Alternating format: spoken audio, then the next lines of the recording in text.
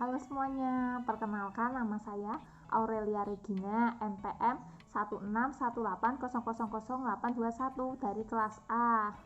Pada hari ini saya akan mereview jurnal yang telah saya ACC-kan, yaitu sediaan injeksi furosemid dalam pengemas ampul.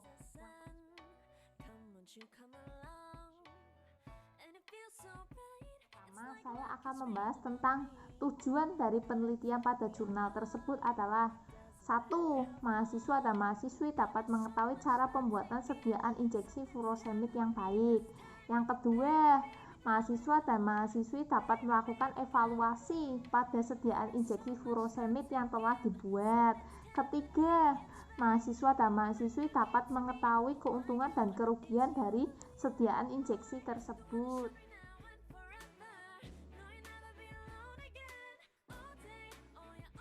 Yang kedua, alasan dari penelitian pada jurnal ini adalah untuk membuat sediaan injeksi furosemid dalam pengemasan ampul dengan menambahkan ke dalam formula NaCl sebesar 1,34 mg per mili sebagai pengisotonis, sehingga didapatkan sediaan injeksi furosemid yang baik untuk diaplikasikan atau digunakan.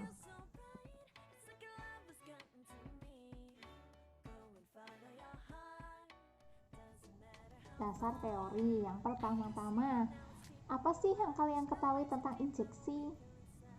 Nah, injeksi adalah sediaan steril berupa larutan, emulsi atau suspensi atau serbuk yang dilarutkan dan disuspensikan terlebih dahulu sebelum digunakan, yang penggunaannya dengan cara disuntikan dengan merobek jaringan ke dalam kulit atau melalui kulit atau selaput lendir.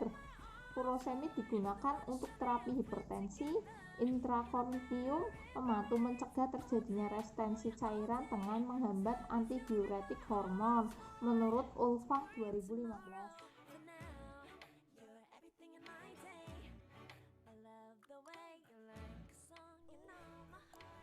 Apa yang diteliti di dalam penelitian jurnal yang berjudul Injeksi Furosemid dalam Pengemas Ampul, bahwa injeksi furosemid ini menggunakan bahan NaCl sebagai agen pengisotonis dan WFI sebagai zat pembawa. Zat pengisotonis yang digunakan sebenarnya tidak hanya NaCl, namun dapat juga digunakan dextrose, tetapi karena sediaannya dibuat kali ini hanya berisi elektrolit, maka bahan pengisotonis yang digunakan hanyalah NaCl, di mana sediaan injeksi furosemid yang dibuat harus dalam keadaan isotonis agar 1. mengurangi kerusakan jaringan dan iritasi, kedua mengurangi hemolitis sel darah, ketiga mencegah ketidakseimbangan elektrolit, keempat mengurangi sakit pada daerah injeksi.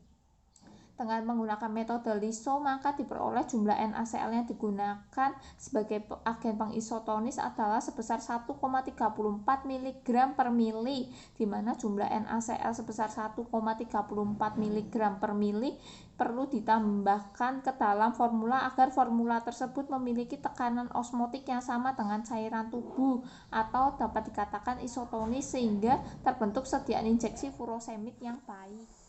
Di mana di dalam jurnal sediaan injeksi furosemid dalam pengemasan ampul, bahwa sediaan injeksi haruslah isotonis dan isohidris karena sediaan injeksi tersebut langsung diaplikasikan melalui pembuluh darah, jadinya harus isotonis dan isohidris. Di mana jika sediaan tersebut isotonis dan isohidris menandakan bahwa sediaan tersebut baik untuk digunakan, atau dalam kata lain nyaman untuk digunakan. Isotonis adalah suatu keadaan pada saat tekanan osmosis larutan obat sama dengan tekanan osmosis cairan tubuh kita.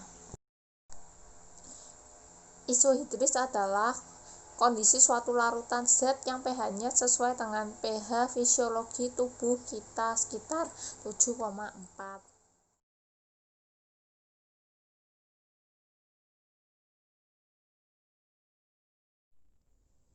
Nah, di mana pada jurnal tersebut terdapat tabel formulasi, di mana disebutkan ada nomor, bahan, jumlah miligram, serta fungsinya. Yang pertama, furosemid.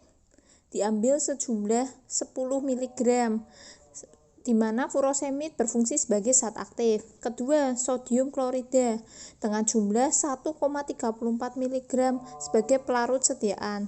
Yang ketiga, water for injection jumlahnya 1 mili dan digunakan sebagai pelarut sediaan. Yang keempat yaitu NaCl sebesar 1,34 mg per mili yang digunakan sebagai zat pengisotonis.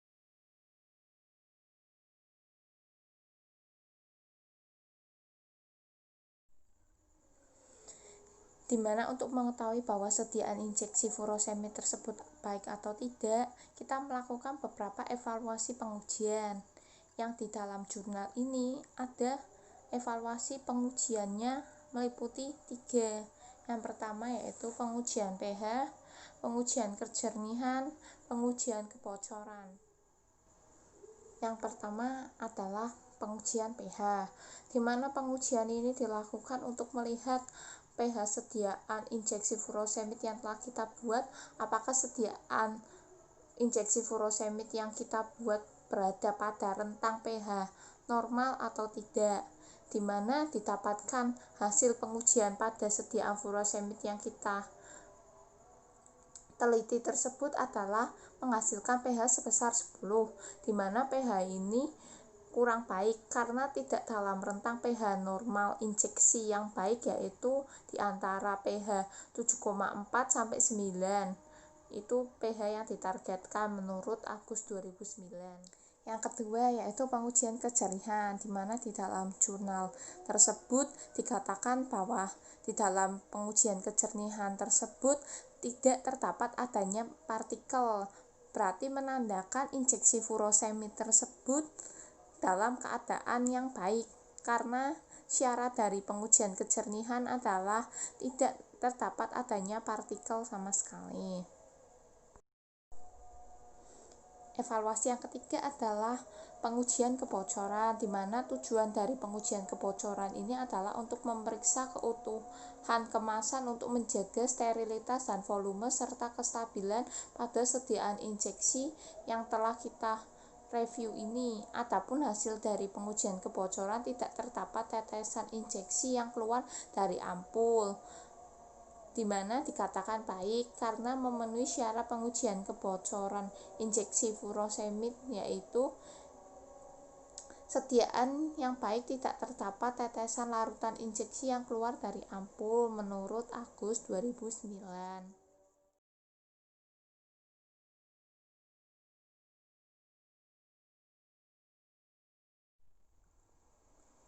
Yang pertama, menjelaskan bahwa sediaan injeksi yang ada dalam penelitian tersebut dilihat dari catatan hasilnya menandakan bahwa sediaan injeksi furosemid dalam pengemasan ampul ini masih dalam rentang yang baik untuk digunakan, atau dengan alias kata lain masih dalam rentang nyaman untuk digunakan.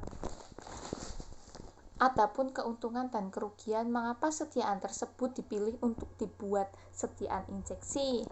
Adapun keuntungannya yaitu bekerja cepat, segera bekerja seperti adrenalin pada syok anafilaktik, baik untuk penderita yang tidak mampu menelan, dapat digunakan untuk keadaan yang mendesak, misal kecelakaan, operasi dan sebagainya.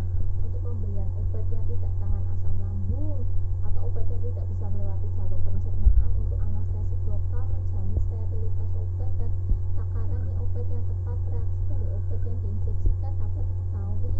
Obat-obat dalam injeksi dapat bertahan dalam waktu yang cukup lama. Adapun juga kerugian dari sediaan injeksi yaitu karena pemberian secara parenteral, jika terjadi kesalahan dalam pemberian dosis tidak dapat dilakukan segera tindakan pencegahan. Orang yang melakukan atau yang memakaikan sediaan injeksi tersebut harus memiliki keahlian yang khusus. Sering terjadi rasa nyeri atau rasa sakit saat disuntikan saat meninggalkan bekas habis disuntik. Harga sediaan injeksi relatif lebih mahal. Saya memohon maaf jika ada tutur kata yang kurang berkenan selama dalam penyampaian. Saya ucapkan terima kasih. See you.